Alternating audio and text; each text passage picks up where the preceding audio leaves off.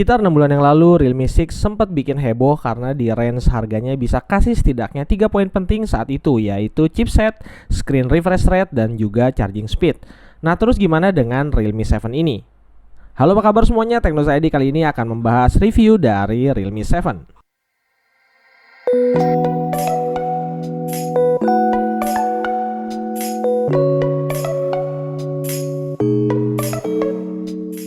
Realme 6 saat dirilis emang cukup menarik perhatian, cuma sayangnya ada beberapa poin yang juga cukup mengecewakan. Nah, Realme 7 ini kayak semacam pembuktian dari Realme kalau mereka itu bukan cuma hobi ngerilis smartphone, tapi juga mau dengerin permintaan para fansnya dan kayak nggak mau kalah sama merek lain di kelas harga yang sama. Untuk itu saya akan kasih highlight yang penting-penting aja buat ceritain ke teman-teman gimana sih performa Realme 7 ini dari sisi desain, performa, gaming, kamera, dan juga baterai.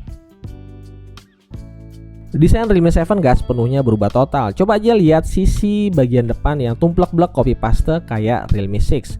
Layar IPS LCD 6,5 inci Full HD Plus dengan kerapatan 405 ppi dan refresh rate 90Hz masih jadi nilai jual kayak di Realme 6 dan masih pakai proteksi Corning Gorilla Glass 3. Kualitas layar IPS Full HD Plus-nya udah mendukung HDR10 serta wideband security levelnya di L1 buat yang suka nonton streaming kualitas HD. Kamera depan pansolnya juga masih sama yang posisinya ada di pojok kiri layar dan sayangnya bezel bagian bawahnya masih cukup tebal. Begitu juga dengan posisi side mounted fingerprint scanner yang saya suka karena kecepatan dan akurasinya di atas rata-rata smartphone sekelasnya. Sedikit improvement dari Realme 7 ada di bagian belakang yang kali ini dikasih aksen matte di backdoor dengan garis sparasi panjang yang misahin sisi kiri dan sisi kanan serta kayak ada efek gradasi gitu kalau kena cahaya. Lumayan bisa nipu mata karena bisa dikira kaca padahal ternyata plastik polikarbonat. Penyegaran di model housing frame kamera belakangnya juga sekarang sedikit lebih lebar karena LED flashnya masuk ke dalam frame. Susunan 4 kamera belakang vertikalnya juga masih sama dengan bump kamera yang nggak terlalu tebal. Dan karena kapasitas baterai Realme 7 ini lebih gede, maka bobotnya juga bertambah sekitar 5 gram dengan efek handlingnya itu nggak jauh beda dengan handling di Realme 6. Realme 7 ini menjadi smartphone pertama yang pakai chipset MediaTek Helio G95 yang merupakan versi upgrade dari Helio G90T di Realme 6 yang performanya terbilang cukup kencang. Memori yang dibawa juga cukup besar dengan RAM 8GB dan storage 128GB UFS 2.1 yang juga support external microSD card. Sedangkan untuk UI-nya Realme 7 menggunakan UI buatan sendiri yaitu Realme UI versi 1.0 yang tampilannya cukup impresif dengan banyak gesture dan motion. Paduan chipset, memori, dan UI ini bikin Realme 7 enak buat diajak kerja medium to heavy dan juga multitasking. Proses buka tutup aplikasi-aplikasi reguler lancar dan untuk buka aplikasi secara multitaskingnya juga terbilang lancar. Buat yang suka edit-edit di smartphone pakai KineMaster, Realme 7 ini bisa masukin video maksimal di resolusi 2K. Percobaan ngedit video di resolusi 1080p 30fps dengan besar file 200MB bisa selesai dalam waktu 1 menit 5 detik. So buat yang suka pakai KineMaster, device ini jos.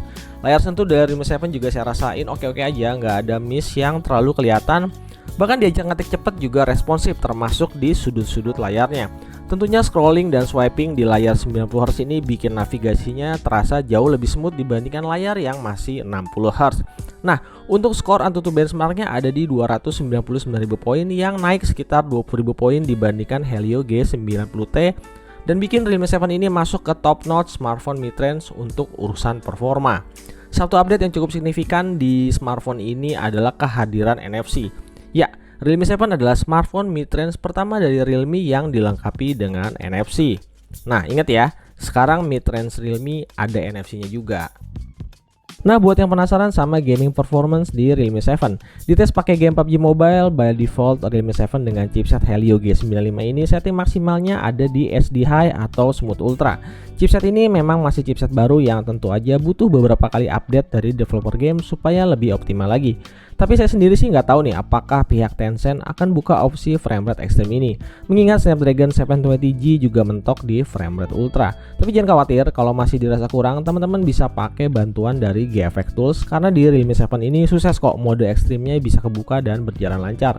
Nah, sepanjang game Realme 7 nggak ada panas berlebih, cuman anget-anget aja. Kalaupun ada beberapa yang ngalamin panas berlebih, bisa coba ngakalin game space ditaruh di posisi low power mode. Untuk game-game lainnya akan ada video khusus gaming test, so pastiin subscribe dulu channel ini.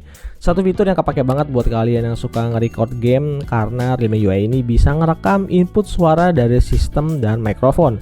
Jadi smartphone ini bisa banget dipakai buat kalian yang suka bikin konten gaming. Di sektor kamera, Realme 7 masih menggunakan setup 4 buah kamera belakang yang sama di Realme 6, yaitu kamera utama 64 megapiksel f1.8, kamera ultra wide angle 8 megapiksel f2.3, dan dua kamera lain masing-masing beresolusi 2 megapiksel untuk makro dan portrait.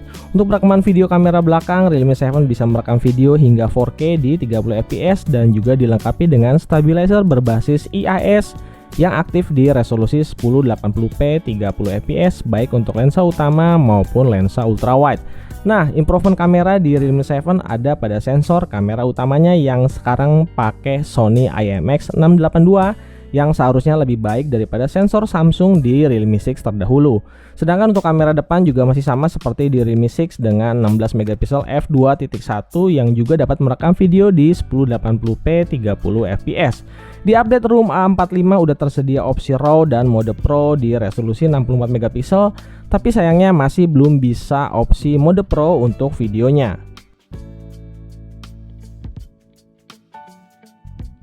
Beberapa contoh hasil kameranya dalam kondisi cahaya proper termasuk oke dan bisa dapetin dynamic range yang cukup. Cuma emang karakter kameranya agak sedikit overexpose, jadi hasilnya emang cenderung lebih terang dari objek aslinya dan kelihatan kurang natural.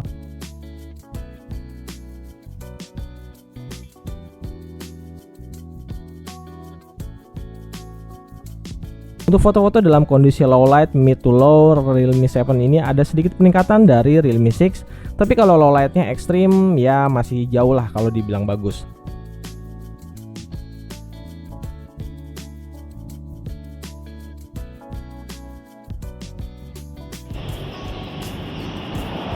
Oke, jadi ini adalah contoh hasil perekaman video kamera belakang Realme 7 atau Realme 7.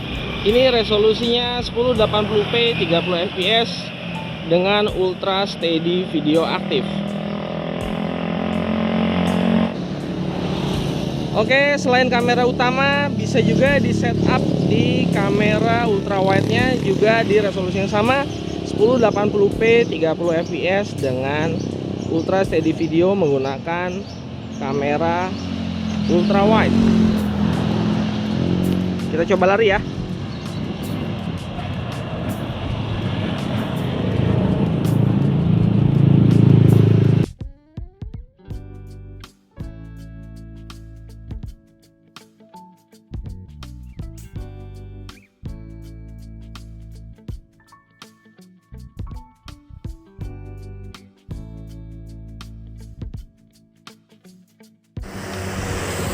Oke, jadi ini adalah contoh video kamera depan Realme 7 di resolusi mentok di 1080p 30 fps.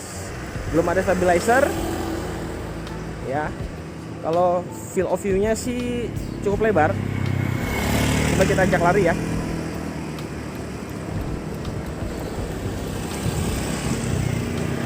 Ya. Nah, yang menarik kamera depannya bisa merekam video slow motion 240 fps buat yang butuh mode-mode video kayak gini.